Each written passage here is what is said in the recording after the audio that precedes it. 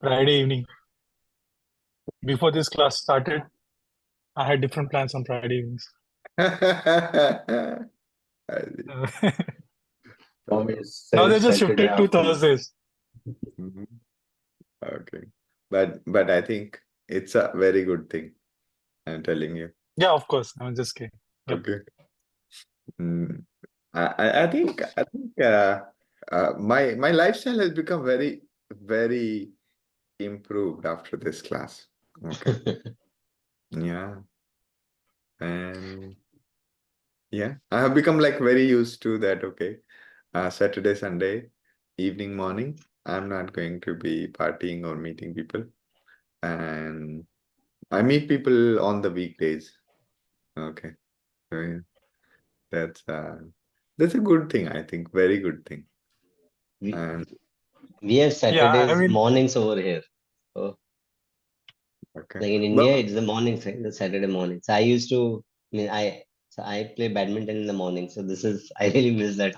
oh, I think I and just after the class you should go immediately for the badminton. I used to Yeah, do but, that. You should do that. yeah, I but, go for squash after the class in yeah, India. yeah, but And then and there and won't be San- anyone to play at and 10, Sandeep, what 10 you a.m. said, and Sandeep, the change you said, not necessarily that everybody will see that as okay. improvement, right? So you will realize later. You'll realize later. No, I'm just kidding, I right? can tell you that I have become mentally younger than I was earlier. Okay. And yeah, I think two things. One is like these classes force me to um, you know, restudy everything from different perspective. And um, so the other class, somebody mentioned me that can you explain gradient descent by the way of Excel sheet? Okay. And that actually forced me to design everything in Excel sheet. And yeah, that's uh, you know, so basically the classes forced me to rethink about each and everything. And I think that's a very big deal in general. Okay. And yeah, I can remember my mental state before in 2014 when I left Amazon. And I can tell you that, yeah, I had a lot of pride at the time of Amazon. Uh, yeah, but I think these classes have made me much more humble. Coming And to gradient descent, right? There are few questions specifically related to certain ML topics, but I think I'll bring them up once we start I'll going into details. yeah. I'm going to give you that space very soon. And the clever part that we will do in this class is that we will code it up by ourselves before actually learning. Right. One way of learning is just memorize the algorithm and do it. The other way is that we'll code it up. Okay. So, and few things I want to do as part of this thing. Let me see. Okay. Where it is? Yes, I found that. So we were done with regular expression, right? Did you guys solve that email matcher, or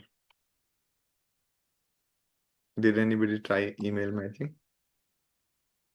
When I tried, but unfortunately because of something I couldn't complete, so I don't have anything to show. Okay, But maybe this let's do week, it now. Let's do it now. Let's do it now. yeah, we Okay. can do it. Yeah.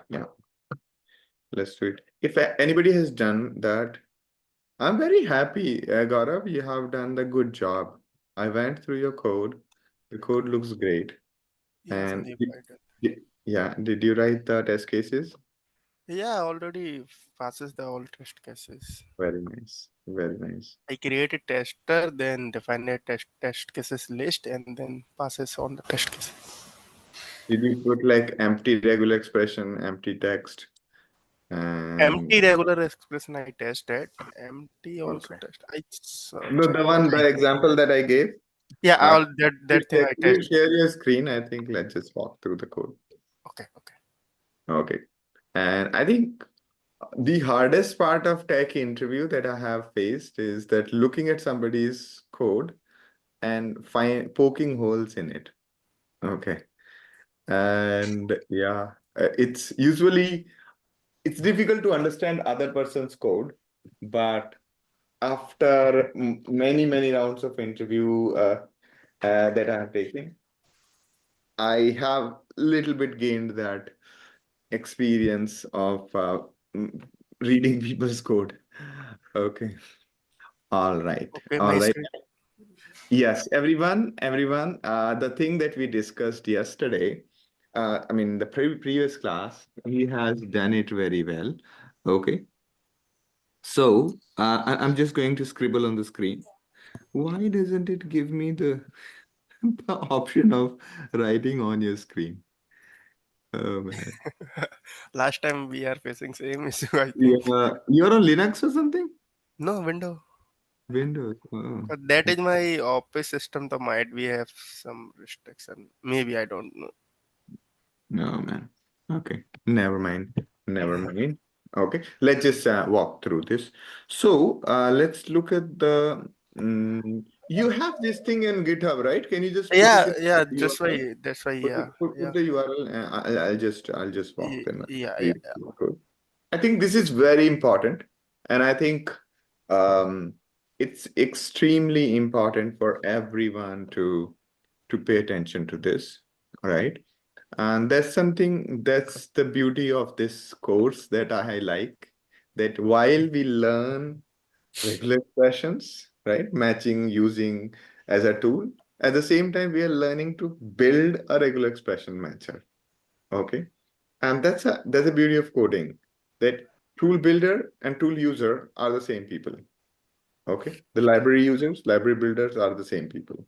And I'm very happy that you guys are doing it. And I want everyone to just pay very close attention to this piece of code. Okay.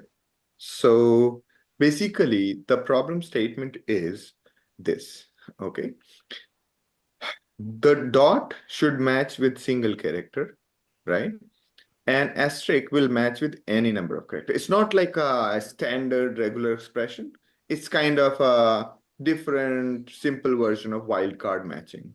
For example, A should match. So in this simplified wildcards, what is the problem statement is A dot dot should match with any three characters. So A, B, C, D, and star should match with anything. Okay. ABC should match with ABC. A star should match with A followed by any number of characters. A star B should match with A star B dot dot should match with A something like 0 or more character in between, and then 2 more characters after that. Okay. So that was like a simplified version of regular expression, and let's call it wildcard matching. Okay. So you have to write code that can handle these kind of matching. Is the problem statement clear to everyone? Yes. Right.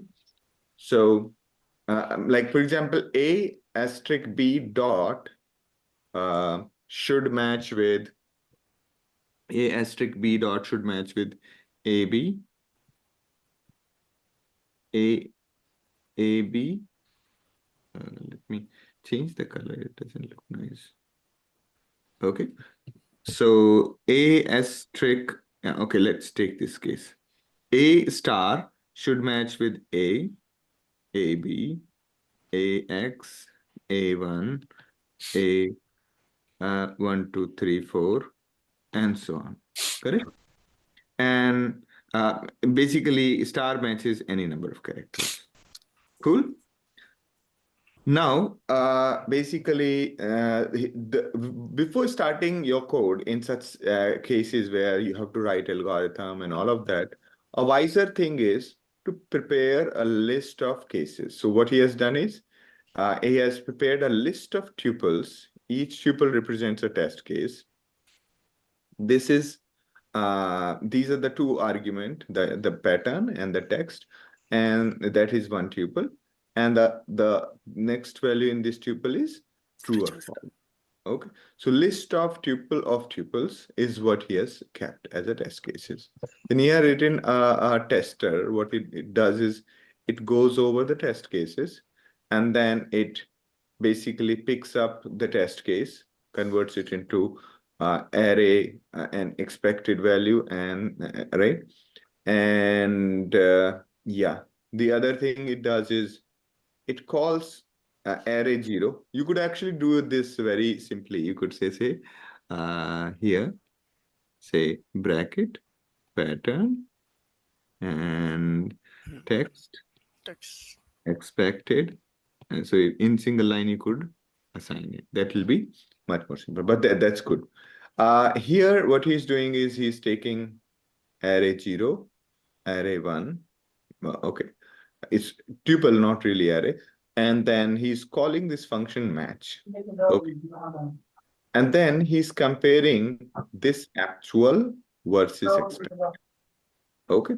So that's the tester he has written. Now, so usually a very good practice is that you write your own test cases before starting to code. Okay. And initially, all these test cases will fail. And then as you keep on working on it, you keep on fixing the test cases. Okay. Now, let's come back to the matcher. It takes pattern, or you can say wildcard characters, and matches. Now, here, if pattern is empty, and pattern is not, if not pattern means Pattern is empty. Pattern is empty and text is empty. Okay. So if we are matching empty string with empty string, what should happen? It should return true. Okay. That is one test case. All right. Now, a very important thing to know for those who are new to coding. Okay. Now, usually as a part of organization, every engineer is supposed to write their own test cases, okay, like the way he has done. Now, how would you know that your test cases are good or bad? Okay, are these test cases sufficient? How would you ever know? Okay, so that's why there is something called code coverage tools. Okay, so I would strongly recommend that you should have the code coverage tool in your, in your code, because what code coverage does is that it runs the test case and then checks, did it go into every if-else condition or not? Every branch of code it checks. That way, it basically figures out that is there any if condition left? Okay, so your code coverage for your test case should be above 90%. Okay, usually as part of the standard. Okay, at Amazon we kept it above 90 always. And so both, how much did you keep? Sorry, come again? What was your standard for code coverage at Amazon? Oh, we had, I mean, there was a requirement to cover 80%. 80%. So we had to keep 80%. Yes, we had to keep 80%. Yeah, in my team, we kept it 90%. So now your test case should, basically when your test case runs, all your test cases run, they should finish going through 90% of the if-else conditions. Okay, all branches of your code. Okay, 100% is better. And recursion code, this should have 100% coverage. Okay, I think this will have the 100% coverage. No, this won't. Yeah, this will cover this 100%. Last one basically is one.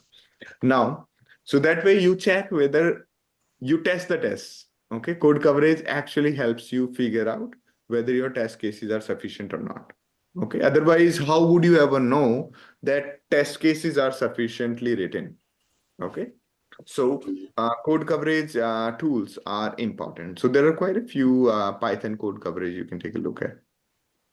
Now, even right now here, and every programming language has those unit testing. This is essentially what is called a unit testing. Okay, each unit is being tested with these. And then, unit testing essentially means this, that we are testing each unit of the code with expected versus actual. Okay. And you always start with the test cases and then you fix your code. Initially, all test cases will fail and then you keep on building it further. So here, if pattern is empty and string is empty, that means empty matches with empty. Okay. That's correct. Now, next thing, if pattern is not empty and text exists, sorry, if pattern is empty, okay, and test exists, like for example, will this empty pattern match with A? Answer is no. Okay, it won't match. All right. Will some pattern, let's say,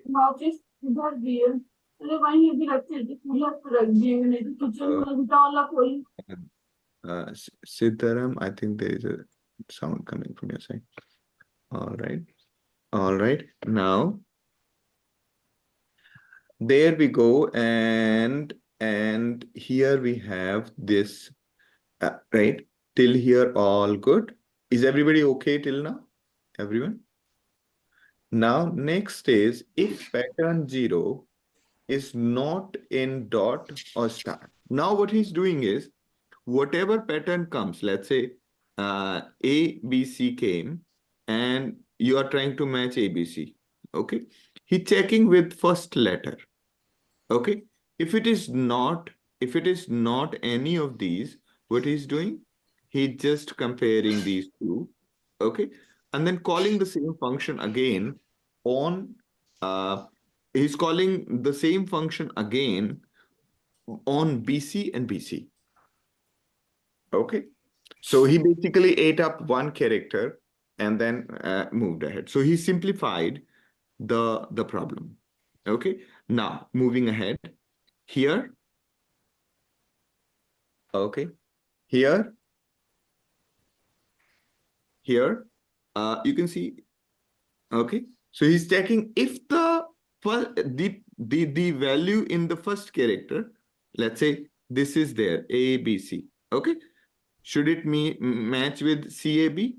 Okay. So what he is doing, if the first letter is dot, okay, first letter is dot, then he's saying compare AB and AB.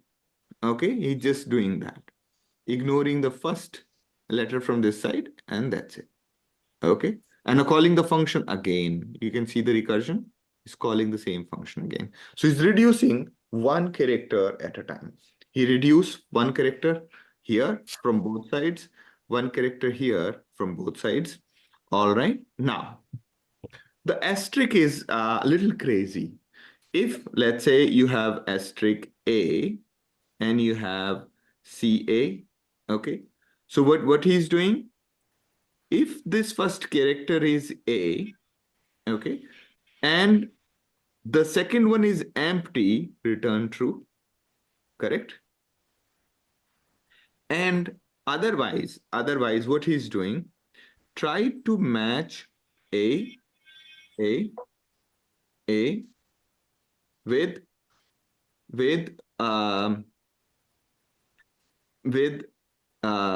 try to match A with A. Okay.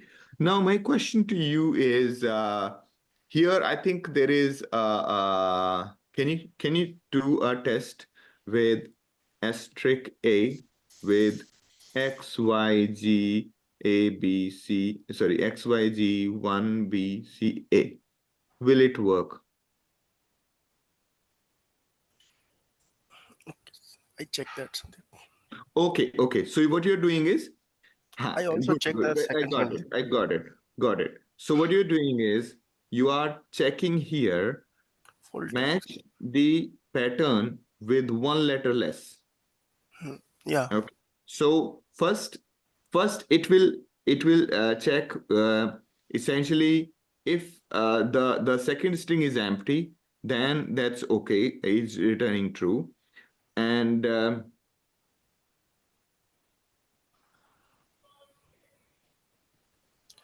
Like start of A, then the wait. There is okay. Got it. So here, if let's say pattern is only asterisk, okay, that means then he's returning true in that case, simply doing nothing. Correct? yeah, not consider the text. Yeah. If the pattern is only asterisk and whatever X, Y, Z or anything, he's returning true for those cases. Now, what he's doing is he's basically comparing two things. One is, let's say your text was asterisk A. Okay. So what he's doing, he is taking everything except the asterisk A. Okay. And comparing with the whole text. Okay. Or or or he's comparing with here. Okay. He's comparing if the text is empty or right. So again, he's just calling on the pattern one character less than this. Okay, so first asterisk star will match with one less, other one less, one less, and then finally it'll match this one. Okay, so that's what he's trying to do. All right. Now here is a very Sandeep, interesting. sorry. When you say asterisk, are we saying it as one or more or zero or more? Asterisk is zero or more. Zero. Okay. Okay. So my question to you is, do you really need this condition?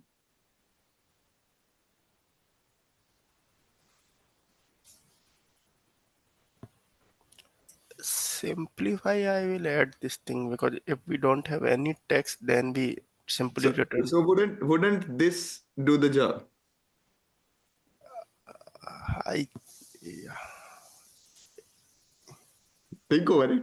See what will happen if there is only one character left. So one colon will be empty. This will be Yeah. empty, Yeah. and text will be empty. Okay, and that's it. Yeah. Most likely you don't need this condition. Repeated the condition. Yeah. Yeah. There is And no then value. It will not give that error that PAT of one colon is not there. I think it will give error. We are not yeah, able to get that. correct. So what will happen is it'll keep on reducing the text until 0 characters left. Correct? And then you'll basically return it true. I can guarantee that will work. Okay. I will try. Okay. Yeah. The second thing is, yeah, do you need this?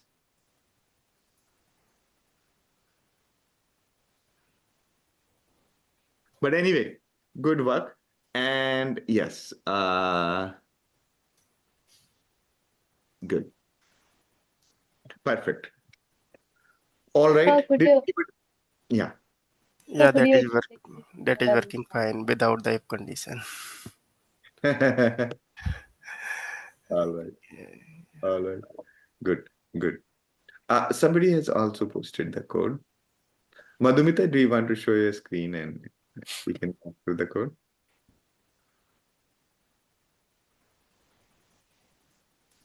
All right. Was this exercise okay with everybody? Those who have not tried or who were thinking that this is impossible, did it look simple? So can you explain the last part of the code again, the if that you created? Okay. Okay. I'll explain to you. Okay, so yeah, let me okay. Yeah, just give me a moment and then I'll explain. Yes. Okay. So what we are doing here is, okay, let's just right. What we are doing here, if let's say you are talking about asterisk one, right? This part. Yes, sir. This is okay to you. This is okay to you, correct? Yes. Perfect. Now let's take a look at this last part, because this is okay if let's say it's a normal string, basically reduce one character and then call recursively. Okay. And then keep on doing it again and again. If it's dot, then eat up one character from both and then again recursively call it. This is all good. Now comes the next part, right? So asterisk A, let's say we have this pattern and we want to match it with, and the string is XYGA. Okay, so there are two scenarios. One, this is matching, not two scenarios, many scenarios, right? Either right, if this is asterisk, okay, either this A would match this, okay, either A would match this, correct? So we'll compare A with XYGA. We'll compare A with Y. We would like to compare, okay? So if let's say we have to compare these two, what we'll do is this second character onwards, or let me just put it like AB. Okay, so asterisk AB should match XYGAB. Okay, so when you encounter asterisk, this asterisk should eat up 0 or more number of characters. Okay, so we will try to match AB with XYGAB. We'll try to match AB with one character less, let's say YZAB. We'll try to match AB with ZAB, and we'll try to match AB with AB. Correct? We'll try to do this. Okay. So basically, all right, this is the strategy. Now let's take a look at his strategy. What he's doing is he is checking here. Okay. Right. If you see,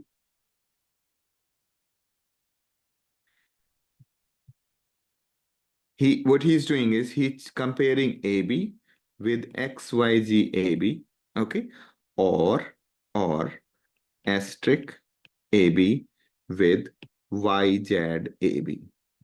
Okay, now this will again go in the same circle, and then it will basically compare AB with, you see, AB with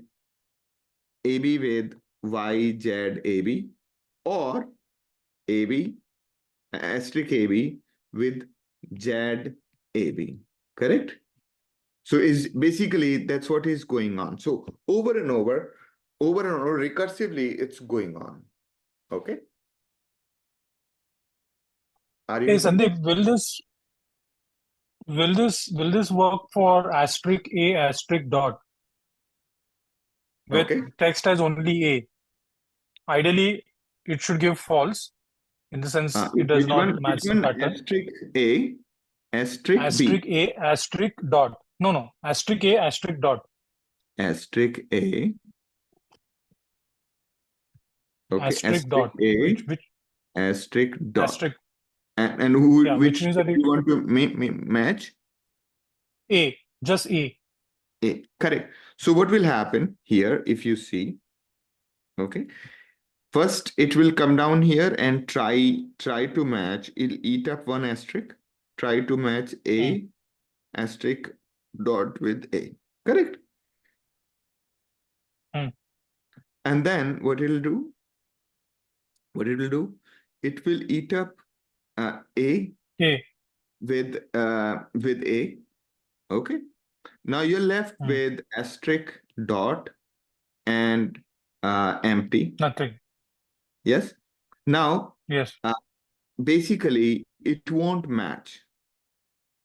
It won't match because has to be one more character, correct? So this dot will not match with empty. Dot will not, basically this will try to match dot with empty. Okay. And it won't match. Right? Can we add that in the test? See if Yeah. it works, because I think it won't work. It won't work. Yeah, right. This is fail condition. Expected is true. Like actually is true. Can you show me? Yeah, I The said problem this. is the asterisk, right? After asterisk, right? It should have one character, and it is not looking at that character. So My skins. Like line number 11, I will add this. Expected is false, but return true. Okay. Interesting. Amazing. Okay. All Corner right. cases. Let's try. Good that Subodh did not interview you at Amazon. Okay. Yeah. And let's take a look. I think Subodh, would you like to explain? This is nice. yeah, I mean, if you look at, I don't know, can you share the screen? Yeah, I just sorry. Yeah. So when you are, as Sir said, right? So when you are testing, what is happening is it is taking asterisk and A away, and from your text, it is taking A away. Then the next is asterisk, right? When it comes for next asterisk, it goes and see if part of one and going forward, right? It goes to the match function, Can and you in show me the match code? I'm not function, able to see the code. Yeah, here. So let's take a look. So what's happening is that when you see asterisk, you are removing asterisk from it, and then you're matching. Okay. Or text and do we need this text and match? This one? Line number This- 42? Yeah. No, you remove the text and. No, there is after or there is text and. Remove text and. Do we need text and? Only this thing? yeah, the text should be there, right? I mean, Text, yeah. No, that anyway will check. System will check, right? Above. Your first line will check, like line number 24. yeah, okay, yes. Okay. Okay. Yeah, run it. Let's see.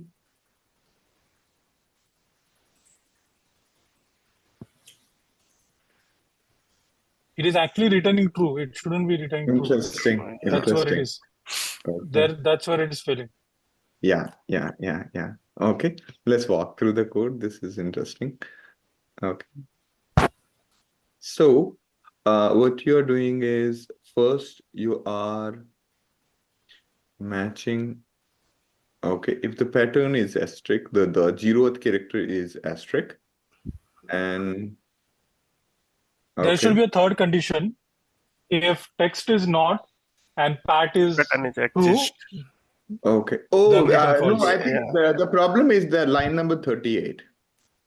Okay. Yes, line number 38. Okay. So Here we add condition might be. because empty, no, look at this. Okay. Look at can you insert one line? Okay. The problem is, I think isn't it Subodh, isn't the problem in line number 38? Where do you see the problem?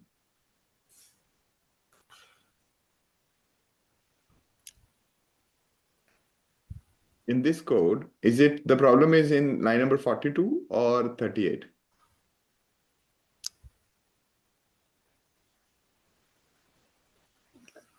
10 is star, 10 is dot.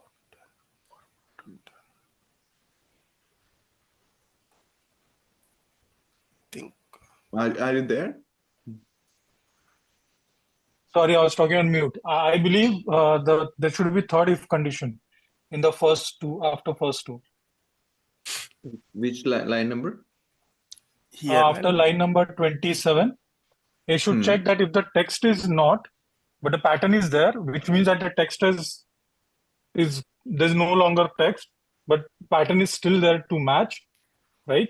Then it should check that there is a dot, and then it should fail. So there should be a condition check there. but that condition fail with the test case number. Isn't this? Yeah. Isn't this there? Line number 26, 26, 27. No, it is checking if the pattern is not there and the text is there, right? In our condition, pattern is there, but text is not there. The other way around. Yeah, that is asterisk kind of thing, right? Let's say dot kind of a thing.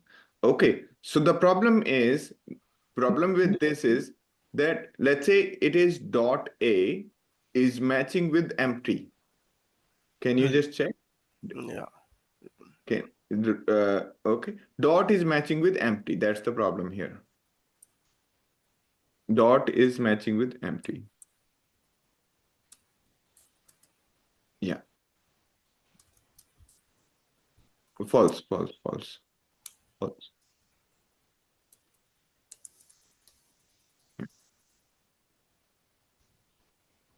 What happened?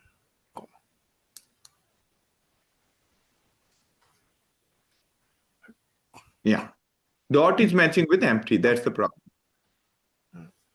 Got it? No, Yeah. That's the scenario. Because A star empty string will be the match, but dot give me the error here. Right? Yes. Okay. So if he adds a condition, the third condition, right? If the text is empty and okay. P of Let's 0 is try not there. Let's try adding it. Where do you want to do it? If like here we can add if pattern 1 is exists but text is not exist, then return false. Yes, if length of text is empty, return false. Yeah. If length of text Text okay is equal 0. 0, then return false. That's it. Okay. Yeah. Now No. Something error. Recursion depth cases. okay, go up. I mean, I don't know. I just modified his code for this and it worked. So I don't know if I'm missing out any condition. Okay, show the code. Okay. If pat and not text. Okay. No, you will miss on the line number 10. No, none of them. For me, everything passed. Can you just put asterisk and empty? Asterisk and empty. Give me a second. I'm just doing that. Asterisk, just asterisk is the pattern and empty is the No, it failed for that. right? Mm-hmm. Okay. All right. I think yeah, put more conditions, look at it. I'm very happy that you guys are struggling with it. If you are you struggle now, you won't fail later. Okay. All right. Depth condition. Wait. Go up. I think your test case is wrong. Okay, go up. Okay. Where dot? No, this should be false, right? Line number 10. Yeah. Line number 10 should be false. This is a false. Your test case is wrong. Okay. This should be false. This is not a regular expression, right? This should be false. This should be false. Yeah. But false doesn't care. This just simply return the. I have problem with line number 11. So this is correct, no? Yeah, test. That is correct. Test case is correct. No, But test case was wrong. Now it's correct. okay. Dot should match with one character. Yeah, Correct? right. It's not a regular expression. No, Okay. but this is a simple method to print the message we are correcting or not. But error is here, line number 11 in in-depth recursion, something like that. Yeah, we'll just go back to that one. Yeah. So the problem here is there's a infinite recursion. So Yeah. what's happening is you are not reducing the pattern. Okay. So either you're reducing the pattern or text 1 colon, right? So if the text is empty, okay, let's just test it out, run it. Already Run it, let's just take a look. I don't know where is the infinite recursion? Is it? I have something is here, I think. Okay, let's just see. Because it should not be an infinite recursion. Just Okay, we'll do that soon. Okay. line number 44. What is the error here? Okay. And that's okay.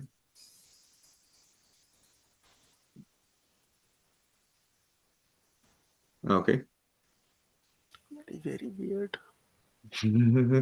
No, actually, the error is somewhere else. Line number 44 error we have, I think. Wait.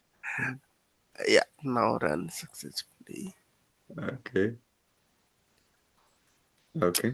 I Yeah. need to check. I need to check. Yeah. Yeah. All right. I All will check. right. The struggle is glory. Madhumita, do you want to share the code and share the screen and walk us through?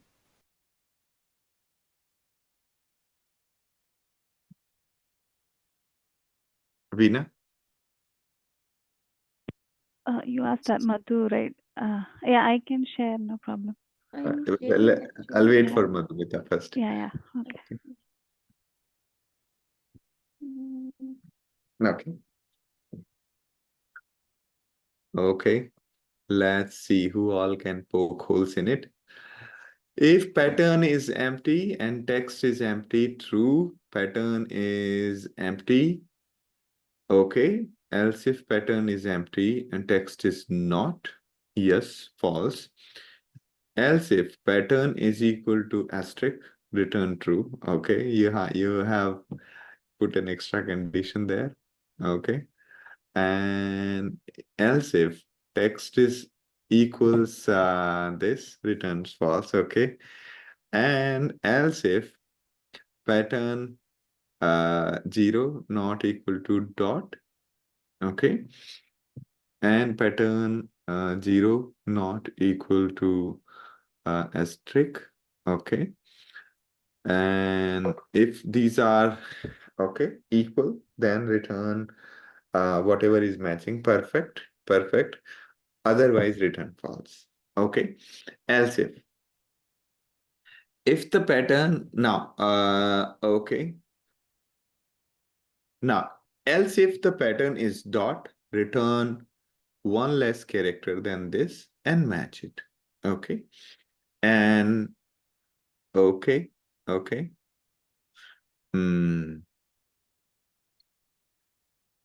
All right. Can you test if your code matches with dot and empty? Okay. If pattern is dot and the text is empty.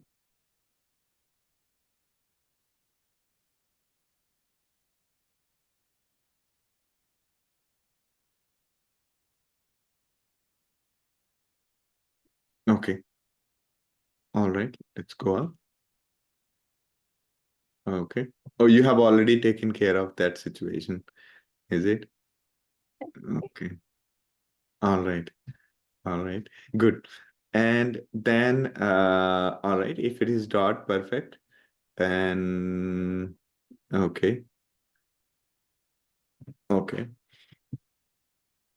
Now, if the pattern is equal to asterisk, okay, then what do you do? Yeah. So what you're doing is going from I equals to 0 till the end, basically picking up substring, substring, substring, and that's it. Okay. This looks okay to me. Anybody, any doubts? Subodh? Gaurav? I am also correct my code that is working right now Okay. with all Okay. testings. Okay. Okay. All right. All right. Which of the code would you like to give more marks? Yours or Madhumita's? You ask What me. is- Yeah. Uh, Yeah. So here what I'm doing is understanding the my code. Hmm? Yeah, understanding the my code is difficult because of the recursion or depth recursion. Then people is confused if I'm not a. Otherwise, simple if else or for loop. So, Then here she's done a good like the approach, like if it is, so if the pattern is this, okay, so and let's say x a x b y a, so what she's doing is that she's comparing this with first this, then this, then this, and then this. And whichever works, that's when she's done true. Okay. All right. All right. Okay. Perfect. Very good work. Very but I good work. take 2 days for this work. Yes. That's what is uh that's what is our true learning. Okay. If you did not spend this time, you would never be able to code this in any interview. Okay. No matter how much you memorize the code, no matter how much you memorize, no matter how great you are at memorization, I can guarantee that you would fail. Okay. If you don't code. Okay. That is Get correct. it. Okay. And now I think even if your code has one bug, I think this much I would forgive. Subodh, would you forgive in the interview this much? No, it's a edge case. I think the Okay. all test cases should pass is not always a criteria. You should know what you're doing. I think Yeah. Yeah. Yeah. Yeah. there's, Sometime I but write only the algorithm process, and the interview pass me for my past experience. Yeah. Yeah. This yeah. is good. This is good. Very good. All right. Wonderful work, Madhumita and Gaurav. And Veena, would you want to walk me through the code? Yeah, I'll just share. Mm.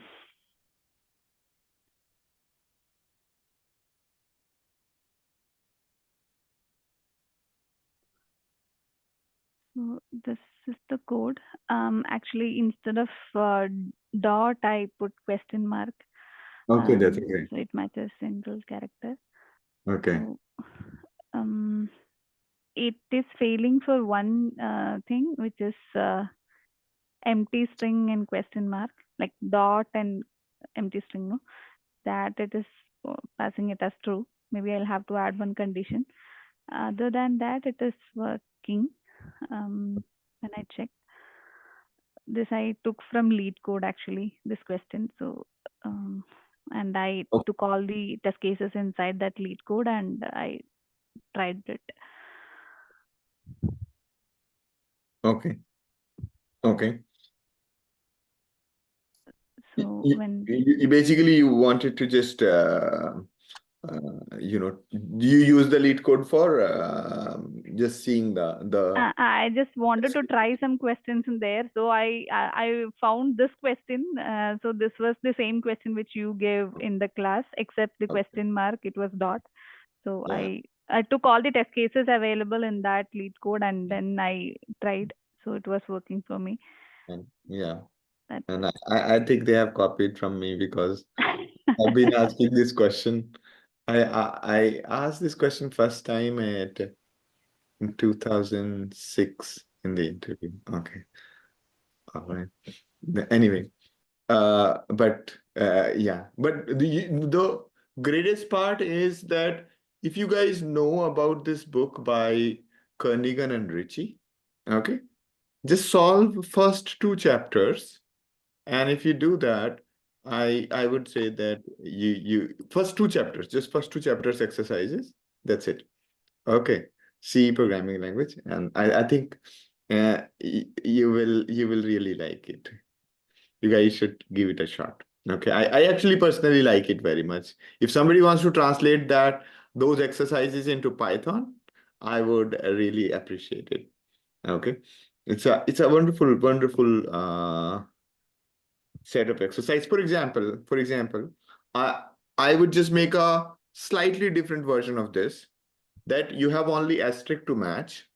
The only additional thing is, instead of question mark and asterisk, it's only asterisk you have to match. And there is, if you put a slash before an asterisk, then the asterisk loses its meaning. Okay, now you have to build that kind of a matcher. Okay, so slash asterisk should match asterisk, slash should match a slash, and so on. Okay, so usually if somebody, I see in the interview that they have just typed the question from somewhere, solution immediately, and I can see that there is the person had just memorized and is ready. I would just make the question, just change the question a little bit by introducing slash, and that's where the whole thing just topples. Okay, so yeah, that's why I would recommend everyone to code it, because if you memorize it, the interviewer can figure it out, and they'll just change the question a little bit, and then that's where that's where you fail. Okay, now moving on, let's just read through the question. Good. Okay, so if length of P, if both are empty, okay, both are empty, return true. If pattern is not empty, and if the 0th character is a question mark, then return whatever is one more. Okay, all right.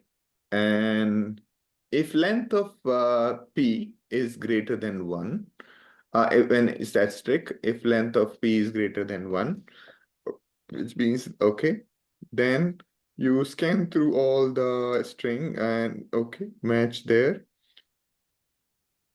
Okay, else if, okay, 0th character is matching, return that. If 0th character is not matching, return false. If length of string is length of S, okay. P is pattern, right? Yeah. So if P is pattern. okay, and looks okay to me. Does it match asterisk with 0? Asterisk with empty? Yes. Okay, it does match. Okay, But this one I have to correct. This is not this matching. is, This should be false, right? That I have to correct. okay. Where is the mistake? Okay, that's what I was saying. Question mark and empty. So what's happening there is, when you are saying is match, right? There empties. If you take an empty string, can you add a new cell? Okay, add a new cell and say empty string. Empty string. I mean, the single quote twice. No, just say no. Just remove it. Single quote twice. Yeah, and then square bracket. Square bracket 1 colon. Okay, so this is a valid thing. Just run it. See, and that's what is happening. Got it. What does this mean? So Empty string and then 1 colon, right? If you go into your code, let's take a look at your code.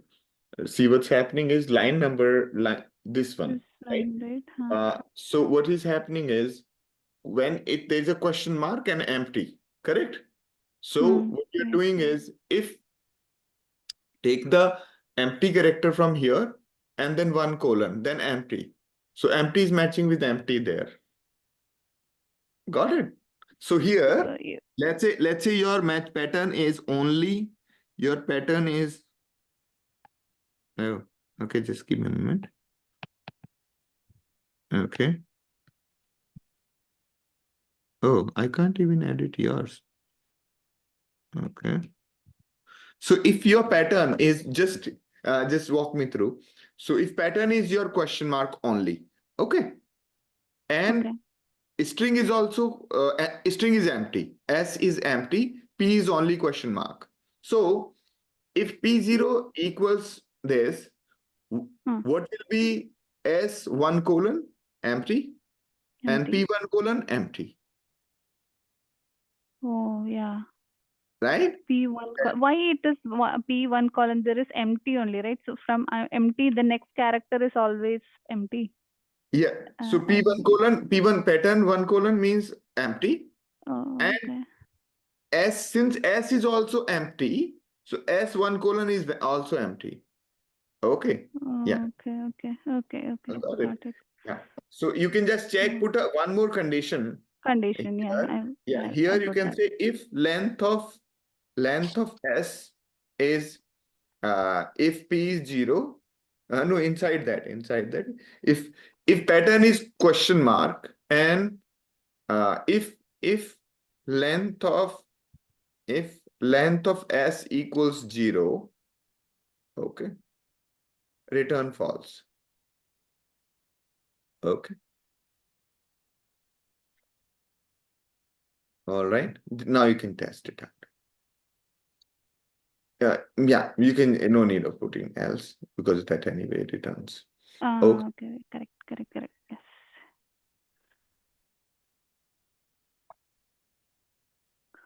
Yeah.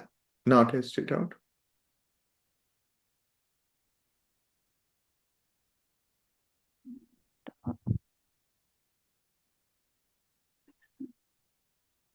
Yeah. Okay. No, All right. Now you can test others also. This was a new thing that I was not knowing this. Yeah, thank you. Yeah. I think that Sandeep, ideally that part, right, should give an error, right? I mean, empty string pattern 10. Yeah. I think you should actually put a test case if you are coding in C or Java, right? You'll get an index overflow. The Okay. Python we provide that thing. If the empty string we iterate the next element, then give me the empty again. Yeah. This is So that is a bug or so feature? slicing, it's a feature. yeah, slicing of the empty string, right? You give any number, it will give you an empty string. So it is. Yeah. That is difficult. Okay. We found an error in Python. No, I think it's a convention. I somehow feel that this is a correct convention, but yeah, it's a Not a bug, feature. yeah, I think it's a From developer point of view, that is a feature. yeah. Yeah, I had one question here. I did this. You wanted to match the URL, right? So I matched the URL, but I'm getting this bracket all the time. How can I get rid of that bracket? Where is that bracket coming from? It is coming like this. It's from here only. There will be one bracket inside the bracket only. This is starting this HTTP or HTTPS. Just put okay.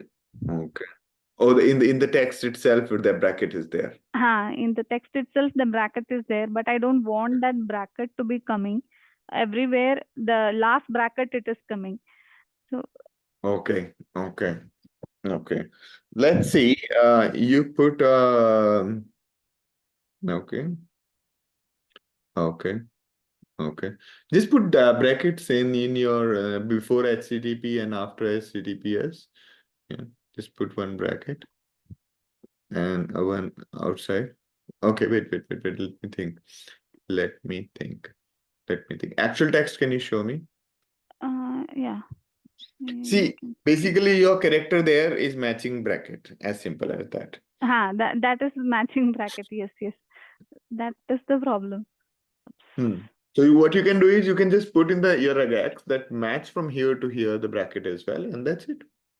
Okay. This Let it match. bracket. Okay. Then You put the slash before the bracket. Put the slash before. Well. Yeah, put the slash before the bracket. Oh, okay.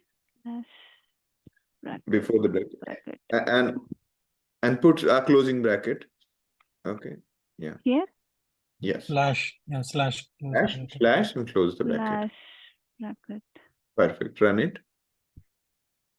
Yes. Now you see it's matching both sides, correct? The bracket. But initially I got lots of. I think there are in some cases there is no bracket. Some cases there are brackets. Okay. So it's Okay. not like everywhere. Now what you can do is you can just capture the URL part. Okay. You can just capture the URL part. So like that.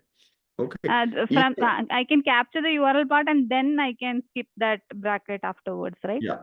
Okay. Got it. That's what I'm saying. Yeah. Okay. Perfect. Okay. Yeah. Perfect. All right. Okay. So are you guys happy about who all think that they can code up the pattern matching one? Everyone in the class, please raise your hand. Okay. Okay. Abhishek thinks, Veena, yes. Parinita. And where is Gaurav? Gaurav? Yeah. Can you raise your hand if you can code? Okay. Right. Okay. All right. For others, my question is that what would it take for you to be able to code it up? That's my question to all. What would you want you want me to explain from the beginning? You want to break it down? How? Well, that's my question to all, because I want everybody to be comfortable at coding things up. Okay. Because I can tell you very, very, very clearly that no matter which no-code tool you use or zero-code tool you use, right? You will have to code. Okay. That whole no-code nonsense is just useless. Okay. I'll be very honest with all of you, right? It doesn't work. Okay. And there is only one thing, right? And there's only one thing, that you should all become good at reading code and writing code when it's needed. Okay.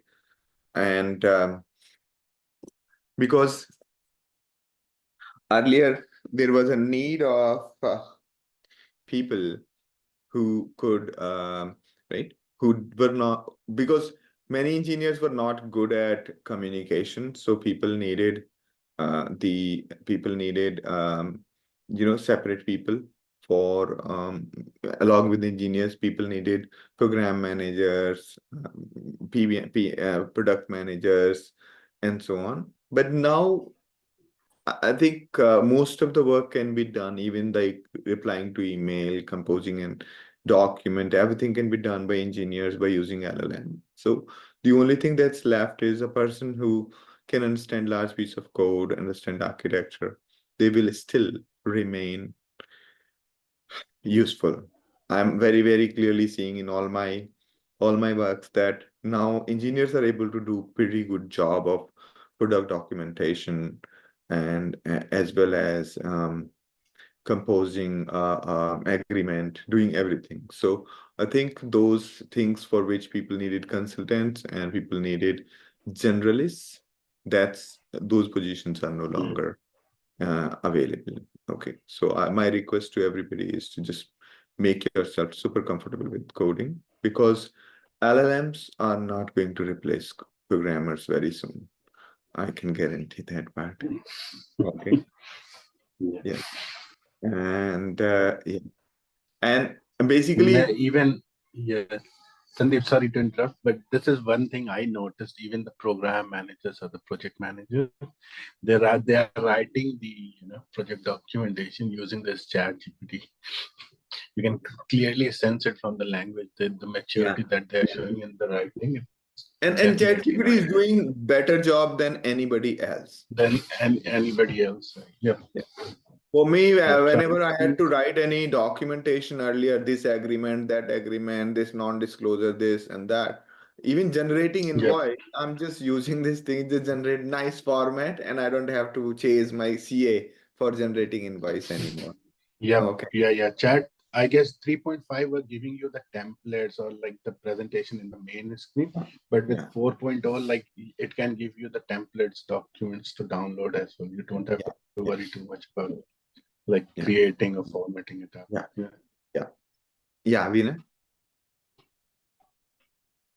You have raised the hand, or it was raised No, already? it was already raised. Okay. All right. Everyone, keep your cameras on. Make the class lively. That's fun part of the class. And yeah. So I think what you guys are doing is actually awesome. I'm pretty happy that you are all trying it.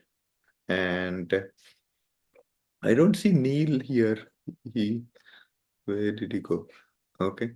Anyway, I think he'll come tomorrow. He comes on Sundays. All right. So I'm pretty happy that all of you are giving it a shot. And trust me, this skill is not going to be obsolete soon enough. Even if it goes obsolete, the important part would be that when you use LLM to generate code, you will have somebody has to fix that code. Okay. And this is where like syntax part, everybody's okay using ChatGPT, but logic part, people have to review the logic all the time. Okay. Second thing is you have a large project and there's a logic going on back and forth. And essentially you got to think about how to solve this problem. And then you'll basically generate the code using ChatGPT or something. Okay. It's completely okay. And ChatGPT is able to generate the code for obvious things, but for non-obvious things, it's not. Okay. Like I had to recently, I was telling you right last time that I had to match these annotations by annotations by LLM and annotations by human. Okay. And to my surprise that, right, it's very difficult. Now here's the amazing part. Okay. So I was telling you, right? We hired many doctors as well as nurses to do the annotations, right? At the same time, we did a inter-annotator agreement, is in two annotators annotating the same document. Now, here's the interesting part. Both annotators, two annotators, are agreeing on wrong annotation. LLM is doing a better annotation than both of them, right? So it's a very interesting part. So they all agreed that there is no radiation done in a document. Both agreed. And LLM said, no, there is a radiation done on this date. And when we looked at the document, LLM was right. Okay.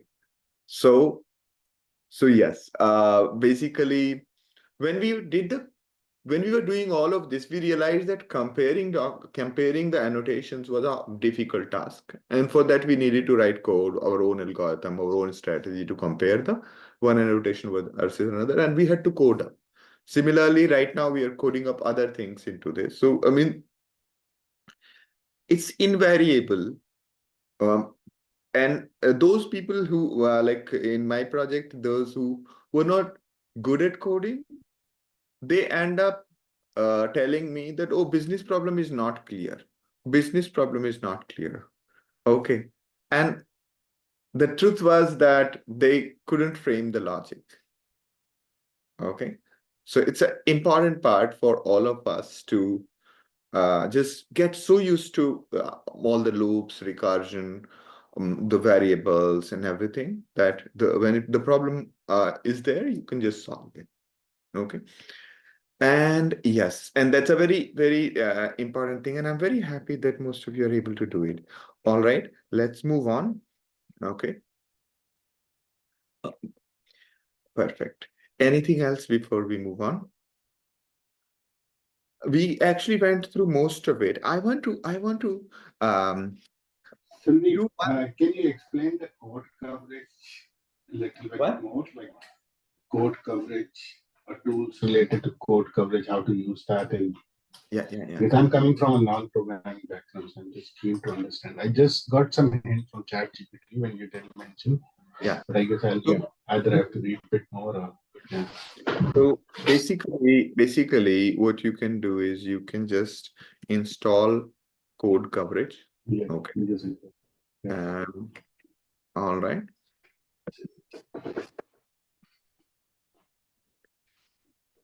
You can see my screen. Yes. All right. And you guys are aware of the virtual environment thing, no? I'll just explain to you that part. Those are basically, these are practical tips, so I want to give you all. So what happens is that usually when you are installing things into your you remember the Windows days when you install one software, it breaks the other software, right? Yep. And you don't want that to happen in production, correct? So what Python has done is they have come up with something called virtual env. Okay, virtual env.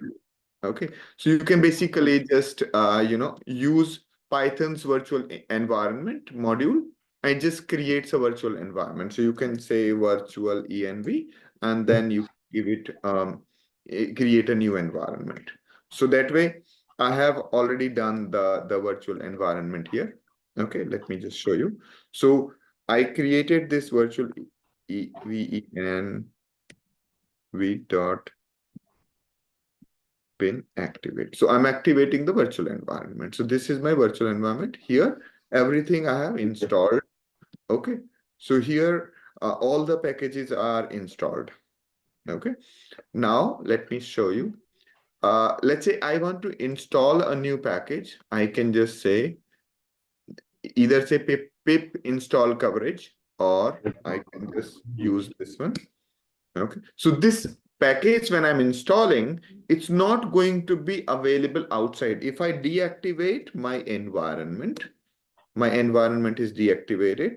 Now, if I put here Python 3 and say import coverage, it says no module found.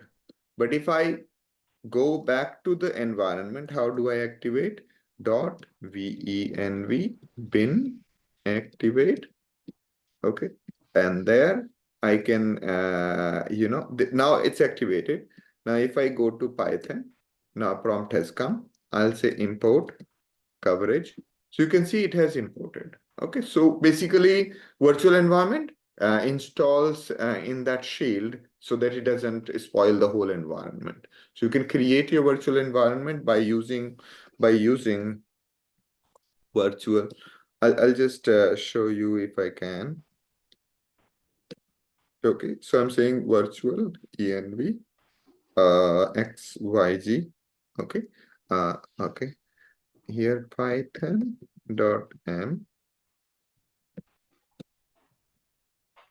Okay, sorry.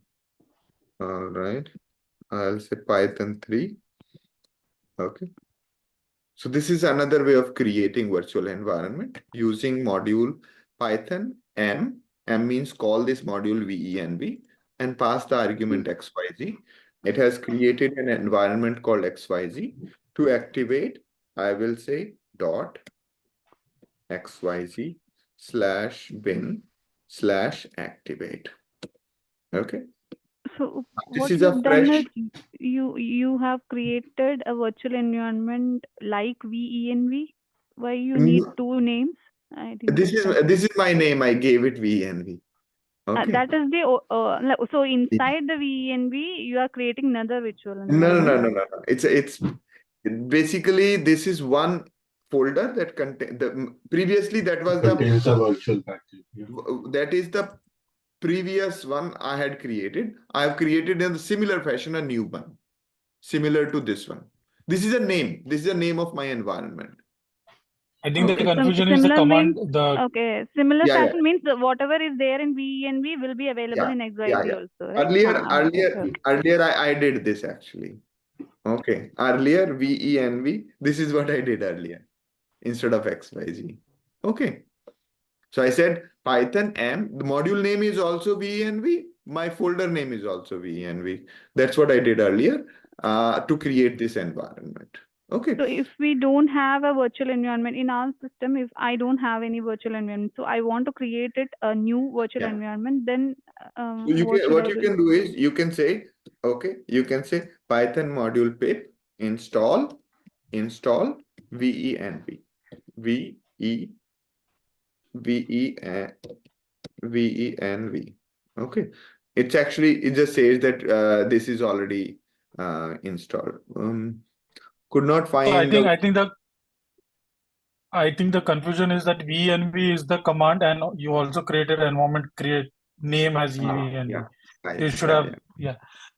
One question: what is better? I mean, I use Conda from Anaconda, right? So I feel that's has I don't know.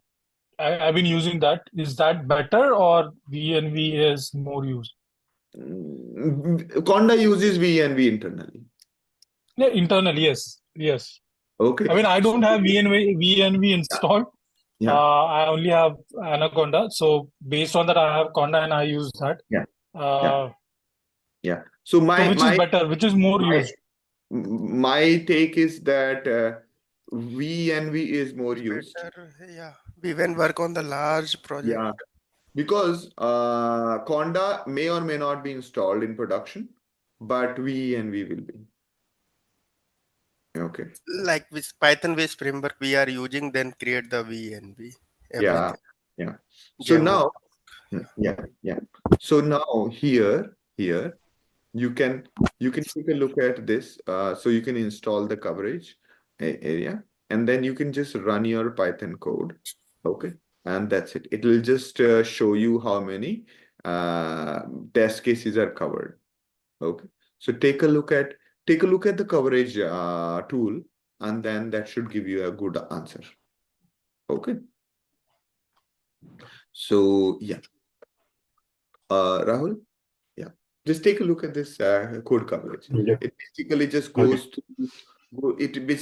through your one is right. You write one very important thing to know about Python is that they have inbuilt testing framework called PyTest.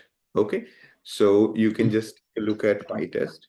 Okay, so in PyTest you can design your own test cases. Okay. Right. So you can basically, let's say this is your code. Okay. You can simply say assert code equals 5. This is going to check whether this condition is matching or not. Okay. This is a test case way of checking. Yes. And what you do is you just write your name of the function is starting with test. Okay. That is basically, let's say this is your program name is also test_sample. Okay, and inside it, this is your actual code, and this is your function that is actually testing this function. Okay, now to run it, all you got to do is do PyTest, and that's it. Okay, so let's see if I can just show you this part. I can say pip install, what is that? PyTest. Okay. All right. I just installed the PyTest. Okay. And then what I'm doing is here, I'm just creating a command, and there we go. That's it. So this is my code that I have written. Ouch. I'll just create a separate folder. I'll just say, I'll just move that from Turno. I'll just move that code from Turno to say fun. What was the name of the one? Code test sample. Test sample to fun. Now, if I go to fun folder, let's see. If I do PyTest, sorry. Okay, not Python, PyTest. Okay. Basically, it does is, right? It is, it is just checking this here. It shows that this is failed. Okay. So it basically here assert inc 3 equals 5, increment 3 5, which is wrong, and therefore it has shown this. Okay, the error. Okay. All right, and then Yeah. now if you go back here and let's say we install pip install coverage. Okay, in my XYZ environment, I just installed that coverage, and we go to coverage here, and we'll say coverage run. Okay. All right. Coverage run and module PyTest. Okay. All right. So here basically, okay. Let me correct this code and see if I get I'll just return test. This should be 4. Okay. So, okay. Now here, if you see, shouldn't it print the code coverage status? Yeah, you can see 100% code coverage. Okay. Yeah. So if it is not checking all those conditions, then basically, right? Like for example, right, test here. If you see, this is my code. Okay, and here, if let's say we are saying if let's do something more meaningful. All right, I'll just use a better text editor. Okay. All right. So test sample. Okay. And yeah, here we go. And if I'm saying if x is less than 0, return x minus 1. Okay. Basically, we are, increasing. Yeah. Now, if I run the same command, okay, coverage run this. All right. Shouldn't it tell me why didn't it generate the coverage? Wait, so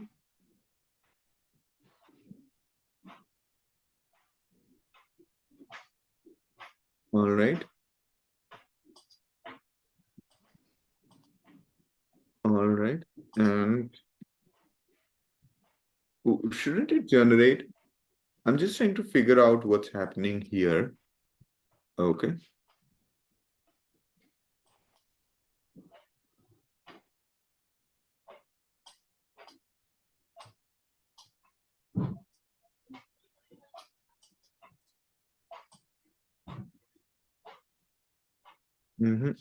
Let me read again. Okay. So it says that here. Okay. So it says coverage run PyTest, and we can run the coverage like this. Okay. Coverage report. Okay. Coverage report. Okay. And I'll say PyTest.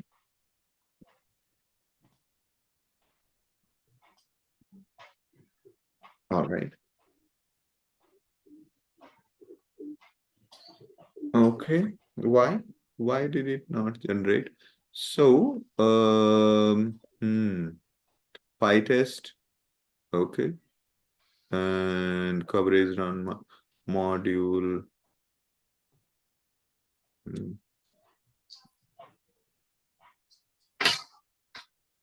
Okay. Yeah.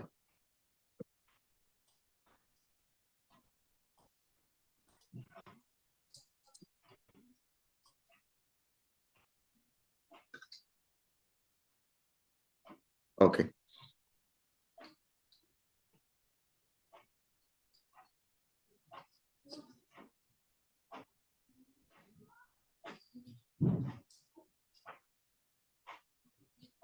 Okay.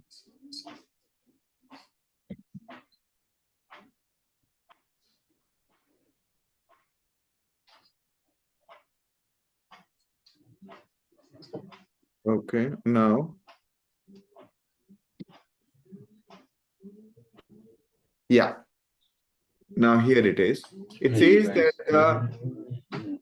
that only 33% coverage is there. Okay. Okay. So if you see, yeah, I'm a little rusty when it comes. So this thing did not. Okay, I'll use code instead of this. Okay. Now let me just write one more test case. Okay. Let's say I'll say test negative, and I'm saying assert increment -3 equals -4. Okay. So now will it improve? Yeah. It says that shouldn't it improve? Out of 8 statements, it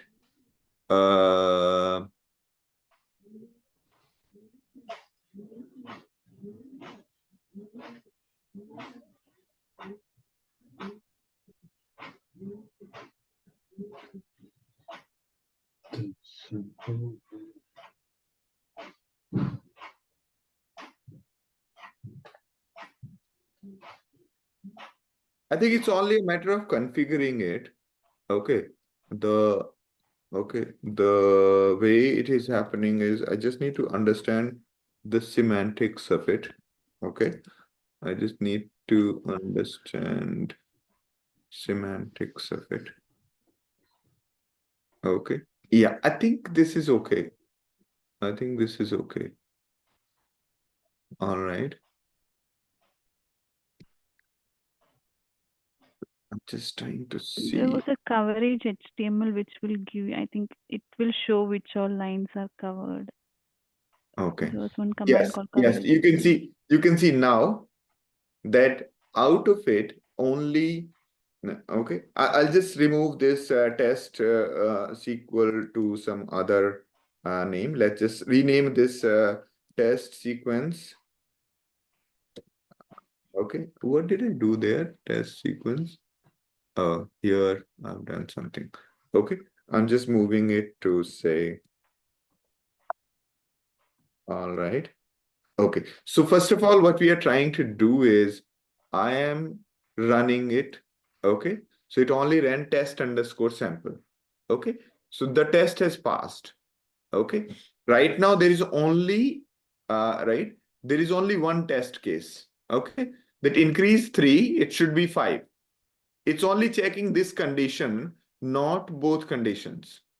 Okay, so I wrote this code called test_sample. The name of the file is test_sample. That's how the test automatically picks up that thing here.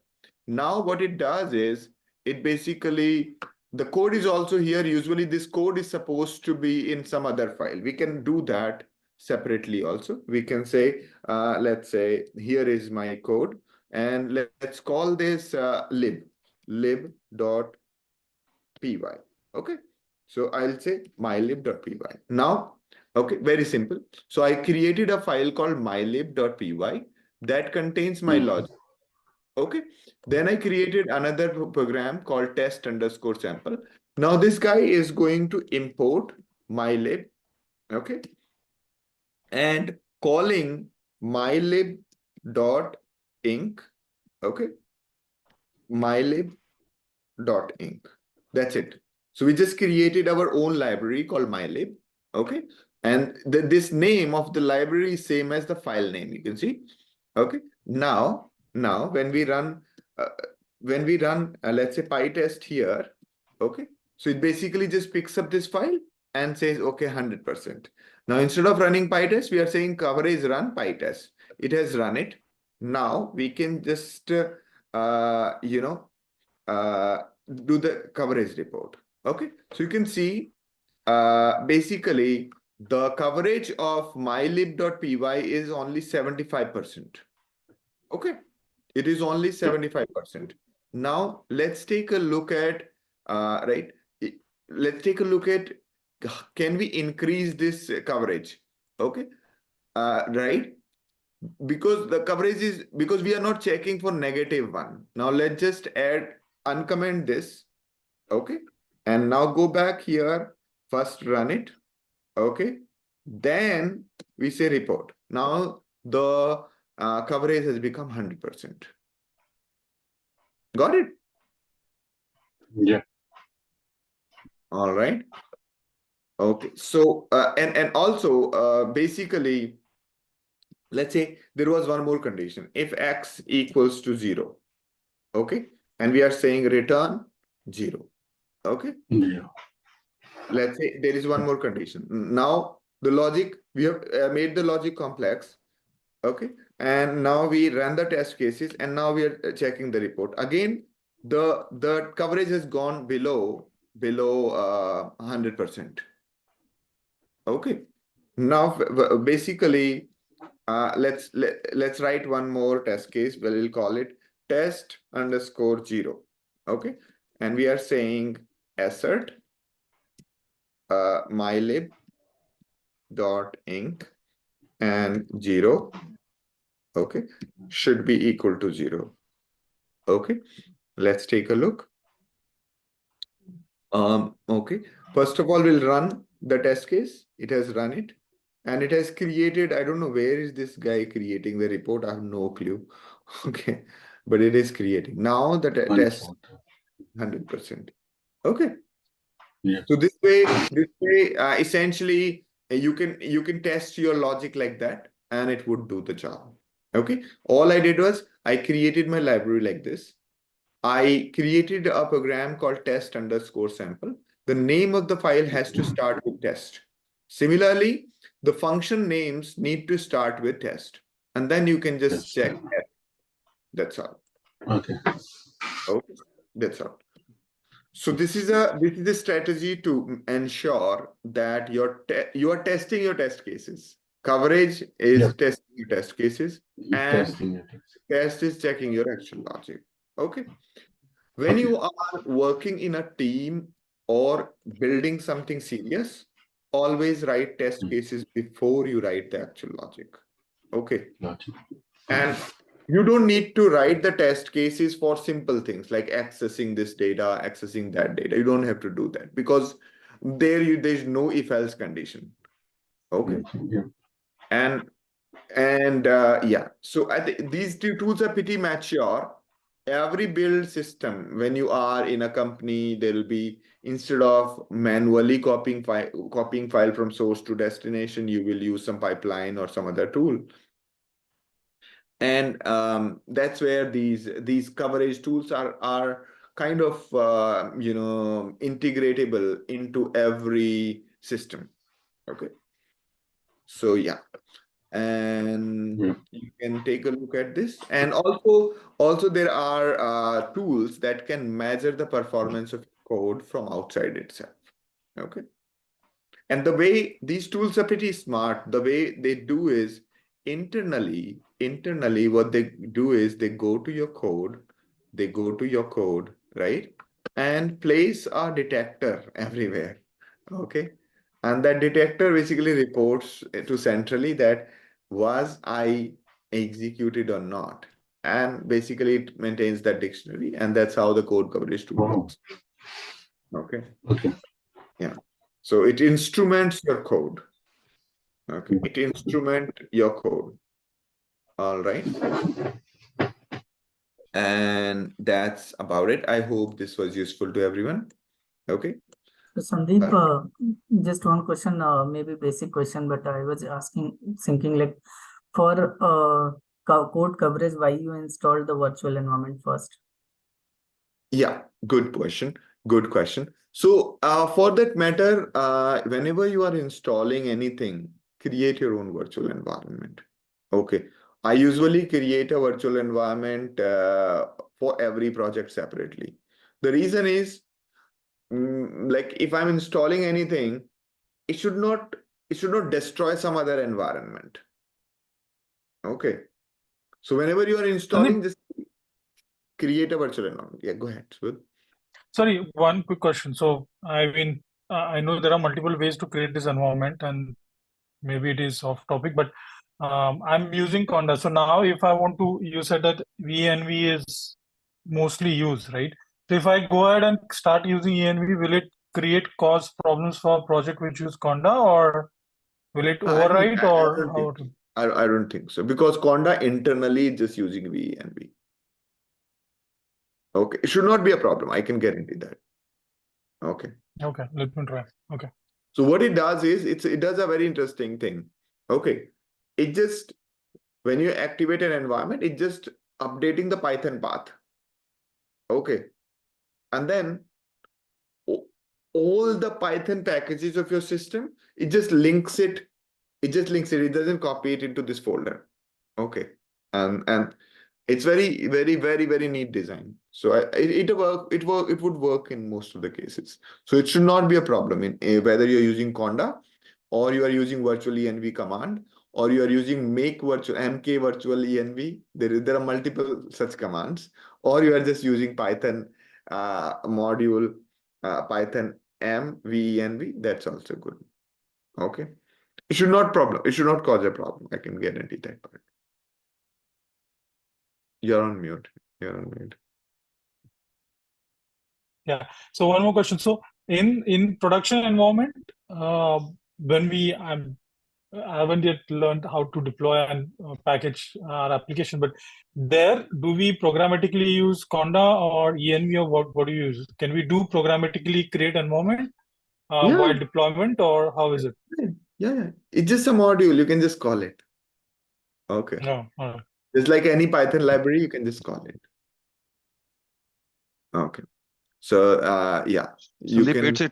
It's very much similar like a containerization, like Docker and all, where we create all Docker the is images. Docker. This one is just a path manipulation. Okay. That's it. That's it. It's not actually creating any process, any isolation, nothing. Path manipulation, like the way you have when you install something, it should go in this folder. Like if you see this here, okay, it's just a path manipulation. If you see it here, okay, it is not containerization. Okay, it is only, right?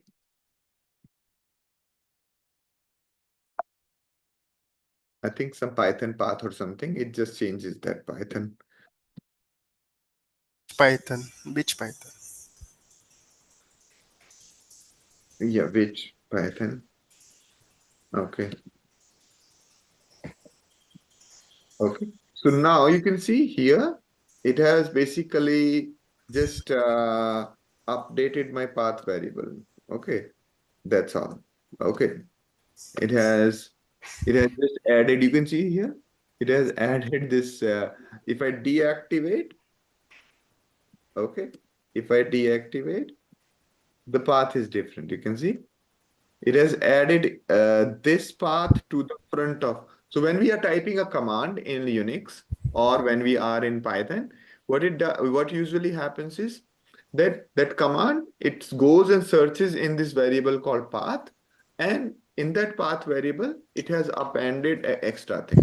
It is not really doing something like Docker. What Docker, those who are not aware about Docker, Docker is a containerization tool, okay, which means that you can run Windows system, sorry, you can run a Linux system inside a Windows environment. You can run a Linux system inside a Mac environment, and so on. And it's completely, people use the containerization for many reasons.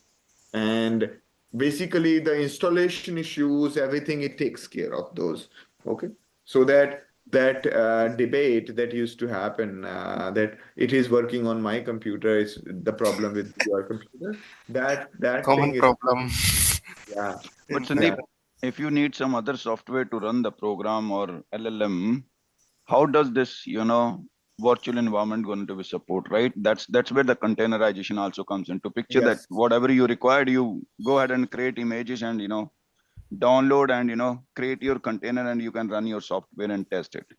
But in this case, how it's going to be work? See, usually virtual environment, people do it on their desktop or their working environments. Okay. Okay, fair enough. Basically, let's say I have 5 projects. One is a machine learning, which is using Python version number 2, and other one is using Python 3. Other one is using NumPy, Pandas, and the next one is using PyTorch. I want to keep these installations separate. So this virtual environment is only for installing packages. So one package is installed for one project, will not bother the other ones. Got We it? also maintain the requirement.txt for here for the Yes. everything for the Yes. specific project. Yes. So, like for example, I'm working on right now, say Turno. Okay. So in case of like in my projects, you will find, right, there for every project, I usually create one. Let's say I was building this thing called LLM skill shield. What is happening? Okay. So here I would have like a separate environment. It has its own requirement. I'll install all of those environment into this particular places that I need this package, this package, this package, and these packages. So they will be separate environment. Now, next one, let's say I'm working on, let's say Turno. So in this, I'll just create another environment. I'll keep one environment just for this, activate this environment, install everything into this, and then deactivate.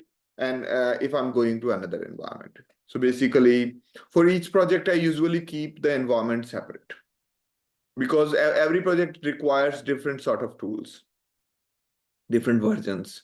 Version of one is conflicting with another, and all of that nonsense used to happen. You remember the DLL hell in Windows? Yeah. Like DLL or one thing got deleted by another Sandeep, program. what is this requirement.txt? When you install in the virtual Yeah. environment, it is automatically created? No. I'll show you. So let's say you are working on a you had created, let's say, your own virtual env. Where am I? Okay. VENV bin activate. Okay. I activated my environment. I am in this environment. Okay. Now, I mean, you can see this here, the prompt. I'm in the VENV environment. Okay. Now, if I keep on installing into this environment, I would not know what to do. I need to keep track of it. So what I'll do is I'll say pip freeze. Pip freeze would list all the packages that I've installed as part of this. You can see so many things I've installed as part of this. Okay, I just installed coverage, right? I installed Django. I installed jQuery Django. I installed lots of things for this Turno project. Okay, Markdown, keyring, and so on. I've installed like hundreds of packages. So what I'll do is I'll just save it into a file. And I call it, just put it into a requirement file. Okay. I'll put it into requirement file. Okay. Let's call it requirement 1. Okay. I took all of these packages by using pip freeze and then put it into a file. Now, let's say somebody else is using a different environment. Okay. Now, let's say somebody else is using XYZ. Okay. Now, here the list of the pip freeze is very few. You can see only these few packages have been installed in this. So what I'll do, pip install -r, and whatever I kept in this file, I'll just use those, and it'll, in a single shot, it will install all these packages. Okay. So now in XYZ environment also have installed the same packages. That's it. Okay. Okay. Got it. And yeah, and whatever error you can see, there is one error because of the request conflict. You have to fix those. Okay. So Yeah. very common. So one quick question on the same. So one thing, I think I'm making my machine angry because by default it was using Conda. I deactivated the environment. It went to the base. Then I installed VNV and then created an environment and installed something and then activated that particular environment. Now it shows both the environment as in brackets in front of my prompt. But when I do list, it is stuck. I don't know. So which environment? How do I know which environment is currently active? Oh, the last one that we used. Okay. Okay. Yeah. Basically, yeah. So you can just, you have to deactivate and activate. It's a better thing to just, you can only use one environment. You cannot change the environments. Okay. Okay. So it's a very, and yeah. Okay. So basically, it's a very neat tool, and I just wonder like why other systems have not done it. Okay. So basically, right, we discussed multiple things. Okay. Multiple things. I'll just put notes again. Okay.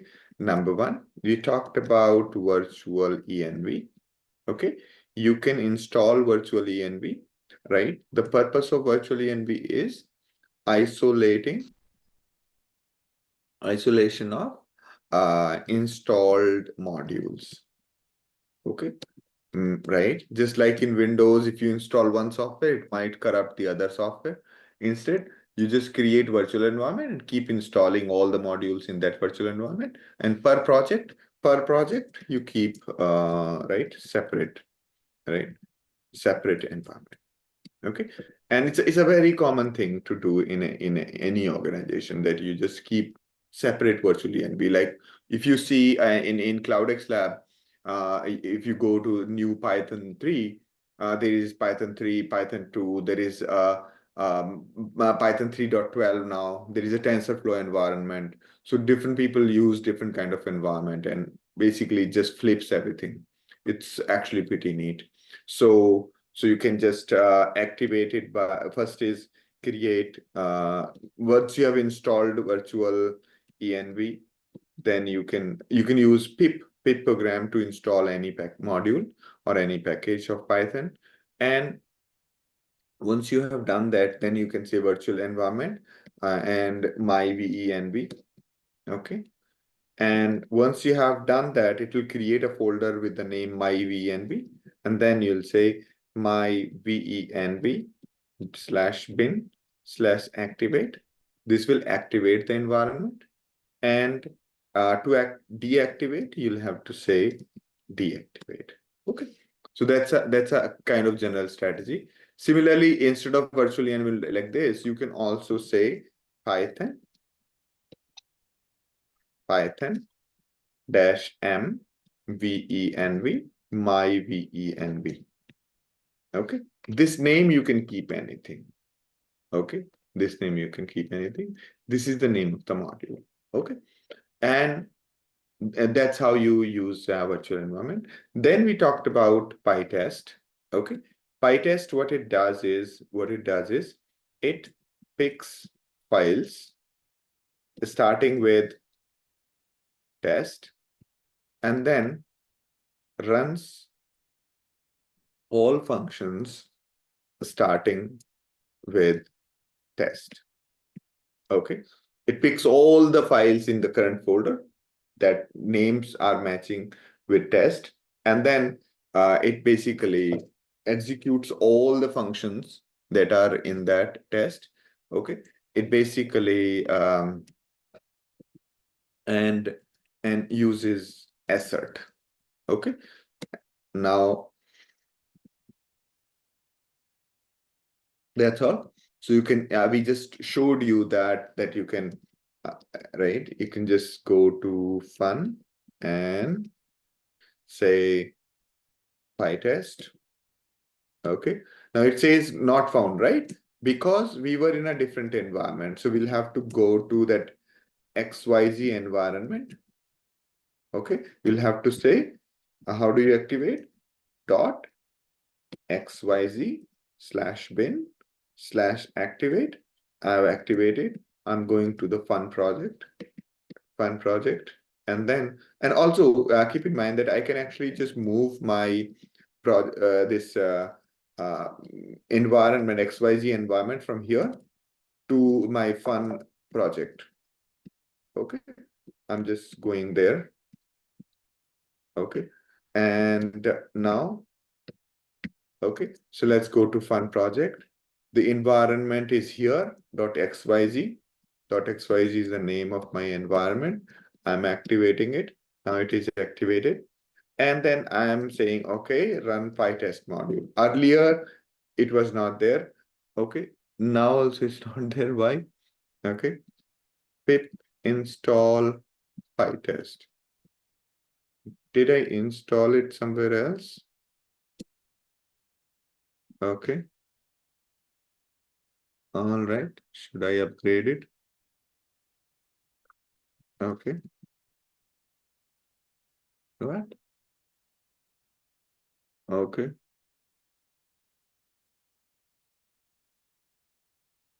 Okay.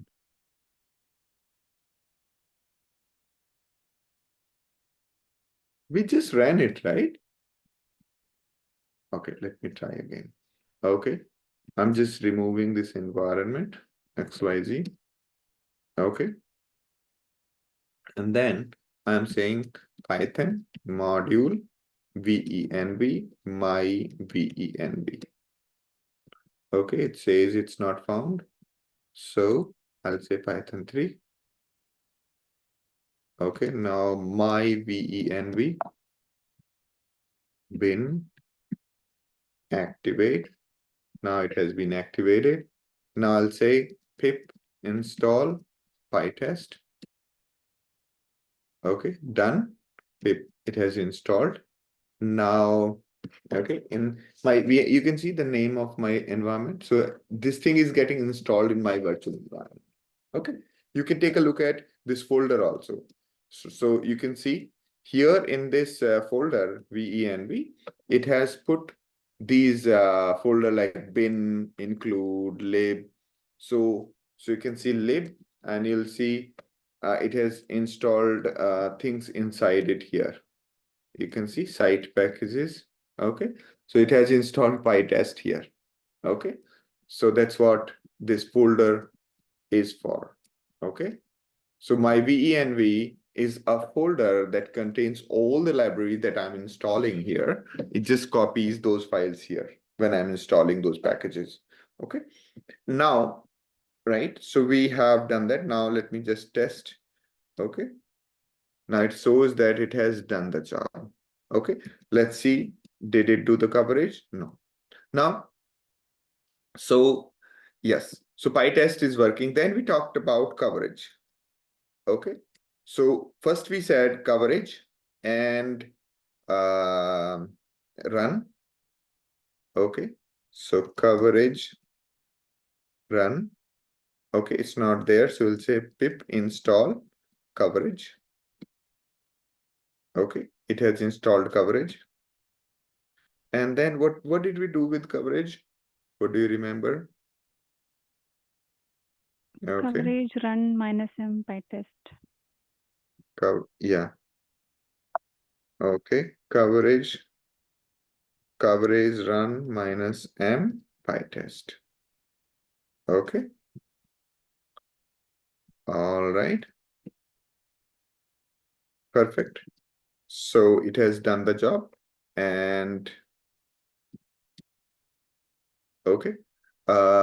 It must be creating some. Oh, here it is. It has kept the coverage, basically creates all the things into this folder. Okay.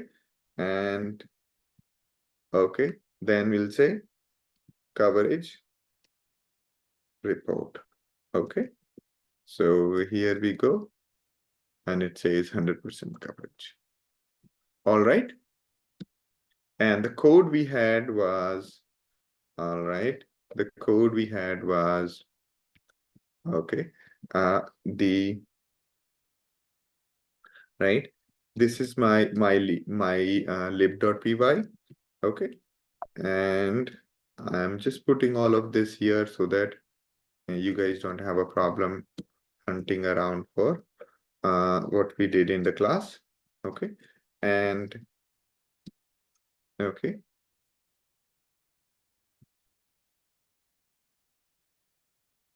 All right. What happened to that percent at the end? Why is there a percent at the end? Okay. All right. So that's what we did. Okay. Okay. I'll just put it in the text file in the usual work where we keep on doing. Okay.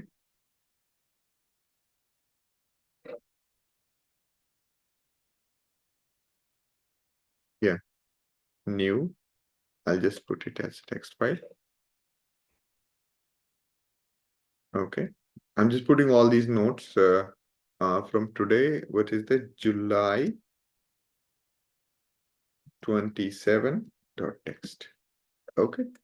So that's about it. Perfect.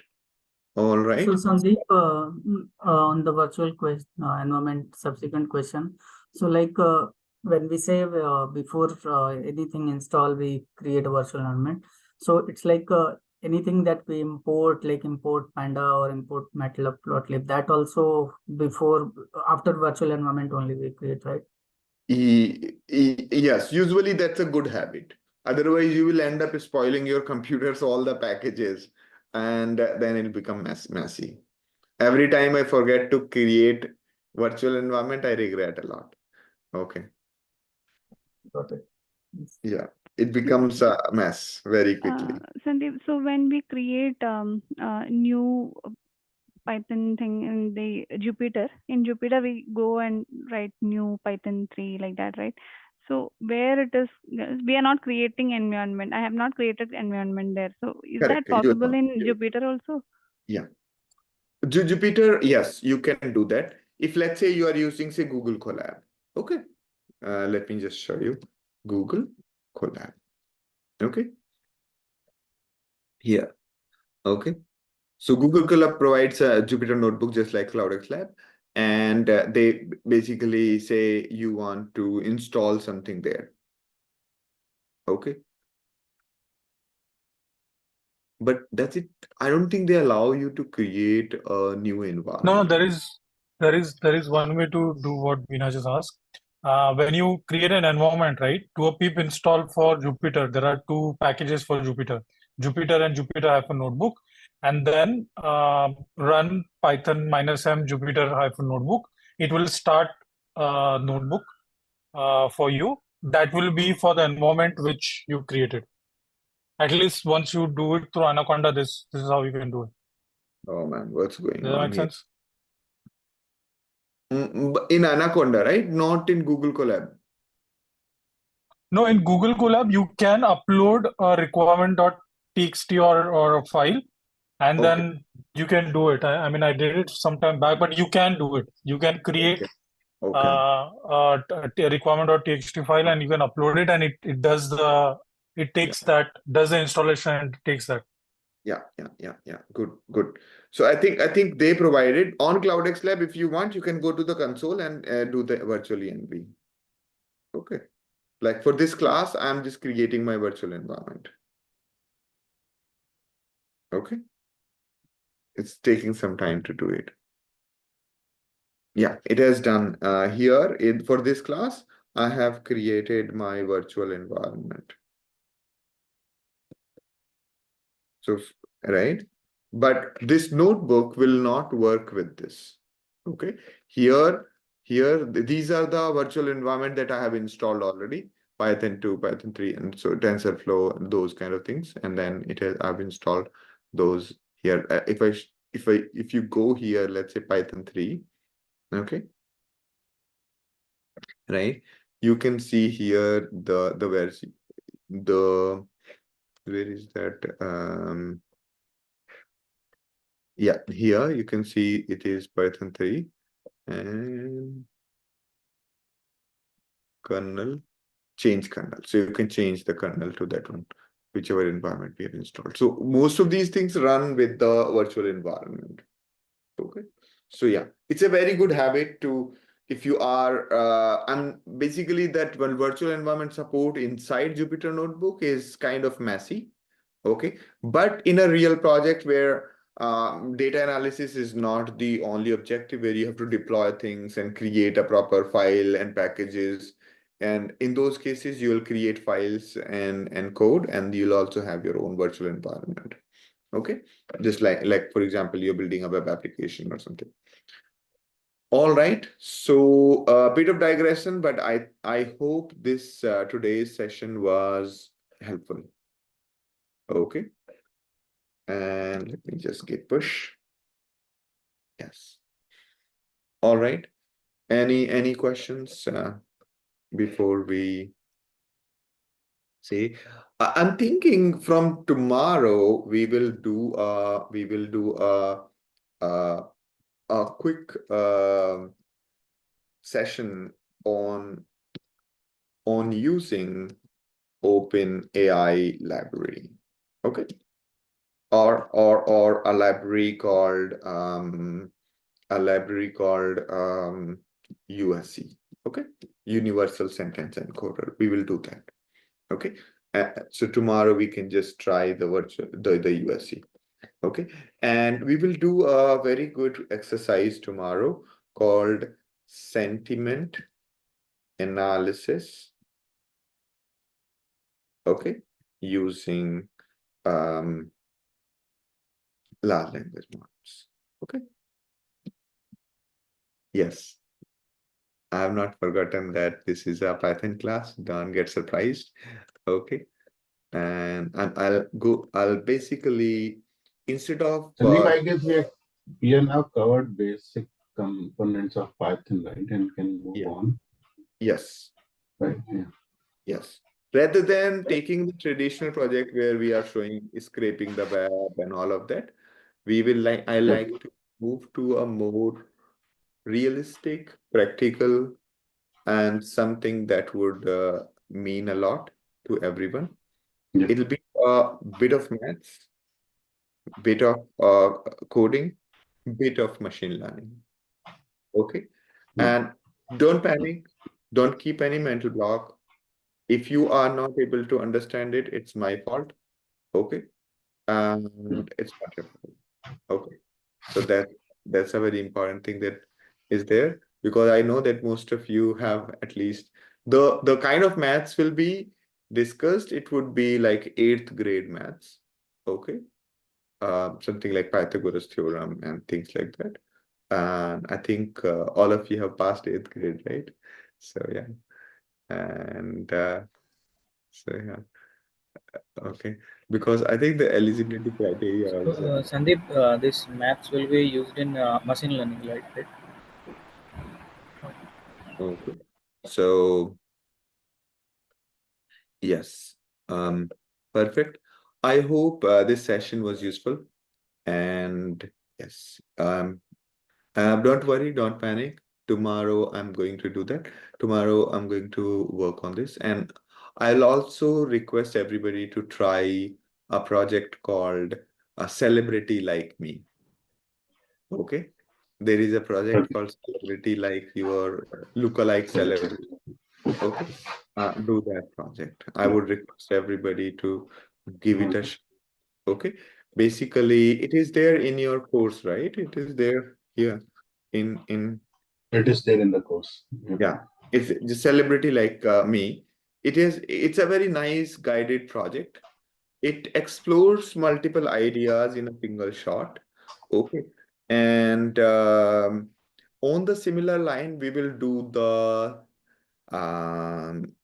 the sentiment analysis using large language models. Similar philosophy. Okay. And yeah, so tomorrow I'm going to take this risk with all of you. So be with me. And yeah, you are part of giant experiment. Okay. Yeah. And yeah, but I can guarantee that right, if it goes above the heads, right, it would be my mistake, not yours, at any point of time. I'll try my best to go back to the basics and start again. Yeah. Yeah. Are we touching on LangChain or something as well tomorrow, or maybe after something? No, I will. No need to jump into that right now. I'll just we'll just follow the basic Python things, and LangChain and everything will look like just another thing for you. Okay, don't worry about it. Okay, just go. Yeah, it's just another package. You can just pip install LangChain and start using it. Okay, rather than typing the questions to ChatGPT in using the tech window, you can just call that through a Python module. As simple as that. Yeah. Okay. And yeah, that's pretty much. So I'll be yeah, we will be experimenting with that tomorrow. Okay. And those who want to have a little where is that thing? Sentiment CloudxLab, sentiment analysis, LLM. Oh, you are not able to see my screen. Okay. Yeah.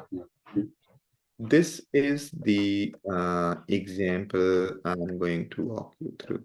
Okay. All right. So we will walk through this particular example. Okay. So yes. And okay. Those who yeah, you can also share this with in the WhatsApp group. Okay. So it will be good if you guys go through it. And yeah, it's a very, very basic thing for all of you. And it just Pythagoras theorem in the entire chapter. Okay. Of course, yeah. I mean, of course, Pythagoras theorem is not really Pythagoras theorem. Okay, it was invented long back before Pythagoras. Okay, he stole it, but still we call it Pythagoras theorem. Okay. Yeah. All right. See you tomorrow, and I think just go through this blog. Okay, those who want to. Okay. Thanks, Sandeep. Thanks, everyone. Thank you. Thank you.